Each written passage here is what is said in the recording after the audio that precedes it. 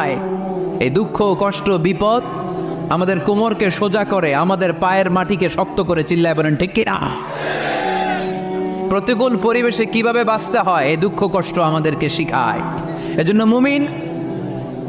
মুমিন বান্দার বৈশিষ্ট্য হচ্ছে দুঃখ কষ্ট বেদনা জ্বালা এগুলোতে সে আপসেট হয় না, সে হাল ছেড়ে দেয় না, সে ভরসা রাখে একজনের উপর। চিল্লায় বলতে হবে তিনি কে?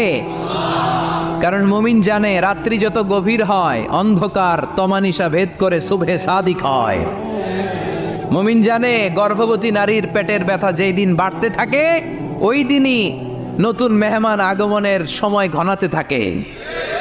মুমিন জানে তার জীবনে দুঃখ কষ্ট বিপদ যত বাড়তে থাকে সুখের দিন কাছে আসতে থাকে।